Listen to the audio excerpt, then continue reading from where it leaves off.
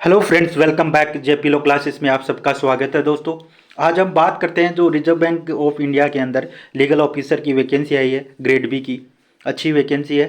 ठीक है, अभी तक आपने फॉर्म नहीं भरा तो इसकी लास्ट डेट है 2 दिन और बचे हैं। 31 तारीख लास्ट डेट है इसकी, 31 जुलाई। ठीक है, तो आप इसका फॉर्म अभी भर सकते हैं। ठीक है, 2 दिन और बचे हैं। ठीक है, 28, 29, 30। ठीक है, इसके अंदर सारा डिटेल में हम डिस्कस करते हैं क्या क्या क्वालिफिकेशन है। अगर अभी तक आपने ये फॉर्म नहीं भरा तो इसको ज़रूर भर दें। ठीक है, तो आज का सेशन हम स्टार्ट करें। तो ये लीगल ग्रेड ऑफिसर की जो वैकेंसी है, यहाँ पे ऑप्शन ये जो कैटेगरी 1 दे रखी है, लीगल ऑफिसर ग्रेड बी की पोस्ट है। ये अच्छी पोस्ट है और आरबीआई के अंदर, और सैलरी भी बहुत अच्छी खासी है। इसके अंदर जो जो यहाँ पे नंबर ऑफ वैकेंसी दे रखी है ग्रेड जो लीगल ऑफिसर की, जनरल की 3 है और इसमें बाकी ओबीसी की 1 है, एससी की 1 है, और टोटल पोस्ट है 5 पोस्ट है टोटल। ठीक है, तो और 5 पोस्ट है। एसटी के अंदर कोई पोस्ट नहीं है। नेक्स्ट है इसकी क्वालिफिकेशन, हम देख लेते हैं। ठीक है, इंपॉर्टेंट चीज़ें सारी डिस्कस कर लेंगे। और जो एजुकेशन के बारे में जो यहाँ पे है, तो आपका ये पेमेंट ऑनलाइन फॉर्म भरा जाएगा इसका। ठीक है, और जो इम्पोर्टेंट डेट है वो देख लेते हैं। ठीक है, यहाँ पे यानी कि जुलाई 11 से ये फॉर्म स्टार्ट हुए थे, यानी कि लास्ट डेट है 21, यानी कि जुलाई 31 जुलाई लास्ट डेट है इसकी। 31 जुलाई लास्ट डेट है।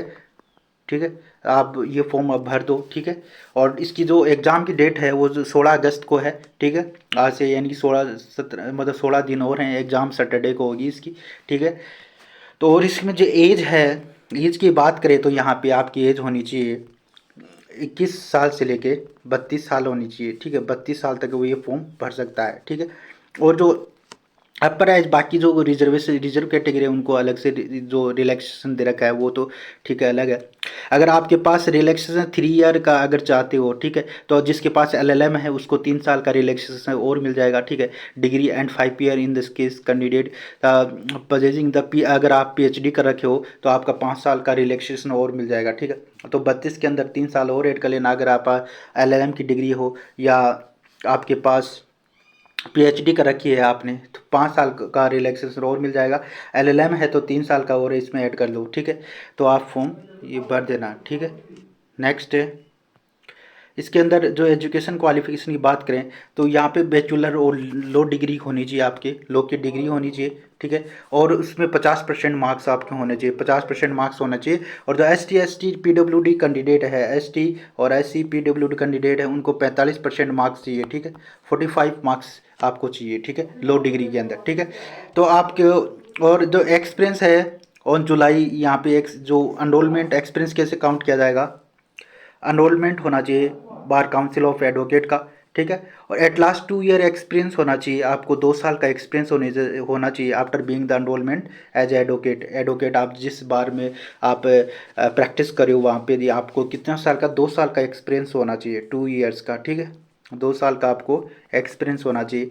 ठीक, या आप एज ए लॉ ऑफिसर किसी लीगल डिपार्टमेंट में, लार्ज बैंक या finance institution, statutory corporation, company, state, central government post enrolment with bar council. Full time teacher अगर आप किसी यूनिवर्सिटी में हो तो आप अप्लाई कर सकते हो। ठीक है, अगर किसी यूनिवर्सिटी में आप फुल टाइम टीचर हो कॉलेज में, ठीक है, वो भी अप्लाई कर सकता है। ठीक है, तो आपको यहाँ पे copy of the enrolment certificate, यानी कि वो बार काउंसिल का, वो आपको सबमिट करना पड़ेगा। ठीक है, और 2 साल का जो एक्सपीरियंस का सर्टिफिकेट बनवाना पड़ेगा, वो इंटरव्यू के टाइम आपको चाहिए होगा। ठीक है, तो इसकी एग्ज़ाम की बात करें तो इसके अंदर जो टेस्ट स्ट्रक्चर होगा यानी जनरल नॉलेज का होगा। ठीक है, तो ये ऑब्जेक्टिव टाइप हो 30 नंबर का होगा। ठीक है, तो यहाँ पे ड्यूरेशन और हार दे रखा है। ठीक है, तो ये कितने 30 में मैक्सिमम मार्क्स 30 नंबर का होगा। ठीक है, ये ऑब्जेक्टिव टाइप होगा। और फिर दूसरा है डिस्क्रिप्टिव टाइप होगा, वो 120 मार्क्स का होगा। डिस्क्रिप्टिव टाइप होगा 120 मार्क्स का होगा, ये 3 घंटे का होगा। ठीक है, टोटल यानी 3 घंटे का होगा पेपर, और ये टोटल हो गया 150 नंबर हो गया आपके। ठीक है, और जो जो सेकंड जो पेपर है डिस्क्रिप्टिव टाइप, और इसके बाद में एक सेकंड पेपर और होगा डिस्क्रिप्टिव टाइप का। ठीक है, तो उसके 100 नंबर का होगा। इंग्लिश डिस्क्रिप्टिव टाइप यानी 100 नंबर का होगा, ये भी 3 घंटे का पेपर होगा। ठीक है, इसके अंदर एसे वगैरह, प्रेस राइटिंग, ये सब लिखना है आपको। और फिर उसके बाद देन इंटरव्यू होगा इसके अंदर। इंटरव्यू यानी कि 40 नंबर का इंटरव्यू होगा, और टोटल यानी 290 नंबर को हो गए। ठीक है, तो जो जनरल नॉलेज पेपर है उसके अंदर आपको क्या क्या पढ़ना हो, ये हिंदी इंग्लिश दोनों लैंग्वेज में आएगा, ठीक है। और the number of candidate called the interview will be decided by the board based of the marks of the score in examination. Final selection will be on the basis of the perform of in this examination paper 1 paper 2। जो final selection होगा paper 1 और paper 2 का होगा, interview taken in together, ठीक है, साथ में फिर बाद में आपका इंटरव्यू होगा, ठीक है।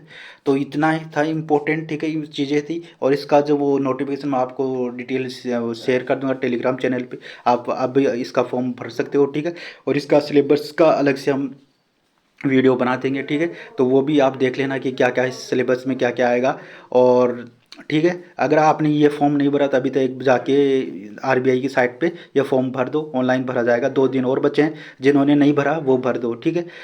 ज़्यादा फीस नहीं है इसकी, भर दो आराम से, ठीक है। तो आपको 16 तारीख का मौका मिल जाएगा। एग्जाम डिस्क्रिप्टिव ऑब्जेक्टिव टाइप दोनों होंगे। इसके नए लॉज भी आएंगे, कॉन्स्टिट्यूशन आएगा, बाकी आरबीआई के एक्ट आएंगे, ठीक है। वो सब एक बार पढ़ लेना, और ऑब्जेक्टिव टाइप एग्ज़ाम होगा, ठीक है। और आप आराम से, मतलब अच्छी खासी सैलरी है इसके अंदर, ठीक है। तो ये फॉर्म ज़रूर भर दें, ठीक है।